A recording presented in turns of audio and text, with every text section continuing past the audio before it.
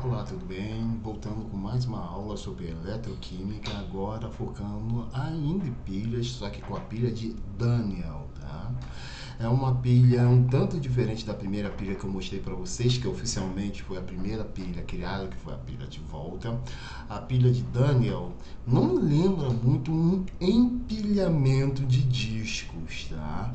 Mas ela segue o princípio teórico da pilha, que é o quê? Uma reação química fornecendo energia elétrica, e essa energia elétrica depois pode ser usada em trabalho útil, ou seja, trabalho mecânico, trabalho motor, etc. Tá? E por que eu estou dizendo que ela segue o princípio das pilhas? Se você notar, aqui nós temos íons, tá? E de onde vieram esses íons?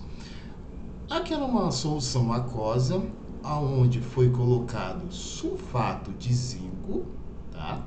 Ou seja, SO4 2-, que é o íon sulfato, é o ânion, e um íon metálico, o caso o cátion, que é Zn2+, que é o íon 5.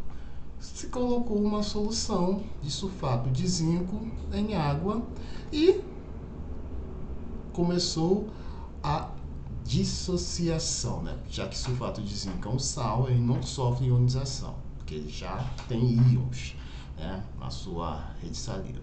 No caso aqui, ele sofre uma dissociação e se quebra nos íons SO4 2- e zinco 2+. Já do outro lado, outro sal foi colocado. No caso, sulfato de cobre. Sulfato de novo, tá? Ou seja, temos um íon comum aqui. E depois eu vou explicar o porquê dessa ponte salina, mas vai ter tudo a ver com esse íon comum. E um outro metal, tá? Um íon desse metal, novamente um cátion, só que agora cobre 2+, tá bom? Então, como que foi feita aqui essa soluçãozinha, né? Pegou-se água e se colocou sulfato de cobre. De novo teve a dissociação e temos os íons aqui. Logo em seguida, foi colocado duas hastes, dois pedaços de metais, mas só que esses metais têm que ser exatamente de um lado zinco e de outro lado cobre. E tem tudo a ver ser cobre aqui e íon cobre aqui, ser zinco aqui e íon zinco aqui, tá? Pois na pilha, na oxirredução, você vai ter um agente redutor que provoca a oxidação do outro cara e um agente oxidante que provoca a redução do outro cara. Aqui vai ter uma disputa entre aspas, entre cobre e zinco.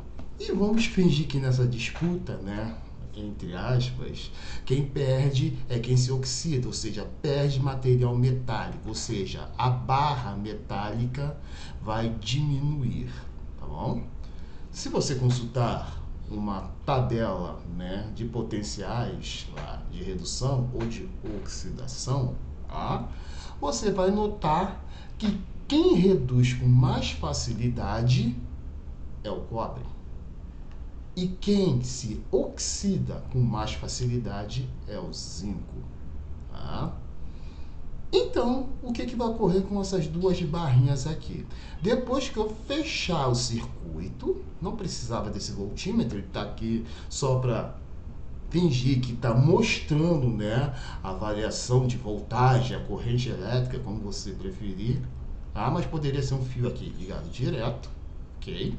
Mas eles querem mostrar que está sendo formada eletricidade. Tem a ponte salina, tá? Que, veja, tem o íon comum e de botar o sulfato de potássio, potássio pouco vai influenciar aqui essa pilha, tá? Porque não temos hastes, barras de potássio, então ele é só um cátion que está aqui por causa do seu ânion, que é um ânion comum, tá? Que é o sulfato de cobre, o SO4 2-, e ele vai ficar transitando entre as soluções, para a gente nunca ter uma concentração, né, demasiada maior de sulfato de cobre, ok? Em um dos becquerels, em um dos copinhos, tá bom? Todo o esquema da pilha tá, né, demonstrado, e agora eu vou explicar como que ela funciona em si. Depois que se fechou o circuito, tudo isso aqui ligado, ok? Aqui vai começar a se deteriorar, tá? Vai começar a corroer a parte de baixo que está em contato com a solução, tá? Vai começar a diminuir e vai soltar, entre aspas, um pozinho. O que está diminuindo e o que está formando esse pozinho, tá? Como eu falei, o zinco vai se oxidar. Então, entre aspas, ele vai se enferrujar. E ele vai soltar pedaços do metal na solução. Esses pedacinhos, tá? Na verdade, são grandes, né, conglomerados de zinco 2+. A solução vai ficar mais rica em íons zinco. E a haste de metal, tá, vai ficar mais pobre em zinco metálico. Zinco com carga zero, tá? O NOx dele, zero, ok? Por isso que este metal Zn0 perde 2 elétrons e vira zinco 2+. Perde 2 elétrons. Para onde estão indo esses elétrons? Exatamente para a haste de cobre, porque aqui acontece ao contrário. Os íons cobre, tá? O Cu2+, os cátions de cobre, vão aderir a haste de metal cobre, e você vai notar que ela vai ficar mais espessa. Então, o Cu0, o cobre, né, 0, o estado, né, 0, vai aumentar a quantidade, enquanto a solução vai ficar mais pobre em Cu2+, ok? Então, o que acontece? Cu2+, ganha 2 elétrons. Da onde que vieram esses 2 elétrons? Vieram daqui, tá? E vira Cu0, tá? Ele ganha 2 elétrons. Lembrando que elétron tem carga negativa, então vai ficar 2+ menos 2 dá 0, Cu0, tá? A parte da matemática, fácil a compreensão.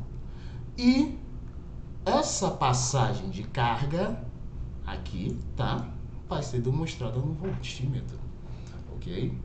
Então, isso vai se prolongar até a gente ter a extenuação, tá? Ou seja, alguém chegar ao seu máximo ou mínimo, no caso aqui, né, da barra de zinco, e aqui da barra de cobre e das soluções de zinco e cobre. E assim nós temos uma pilha formada, porque a reação química, que essas reações aqui, que são conhecidas na eletroquímica como semi-reações, tá, estão gerando corrente elétrica, ok? Qualquer dúvida que vocês tiverem, podem botar aí nos comentários, que prontamente eu vou responder. Não fiquem com dúvidas, tá? Eu expliquei um pouquinho por cima, não mostrei as semi-reações, só falei, não são difíceis, tá? Lembrando que é Zn, setinha, vai ficar Zn2+, mais 2 elétrons, ou seja, o Zn perdeu 2 elétrons e virou Zn2+, e do outro lado, cobre 2+, mais 2 elétrons, setinha, virando Cu metálico. Aí pode botar só Cu ou Cu com um zerinho aqui, tá? Subscrito. Ok, pessoal? Então, por hoje é só. Até a próxima.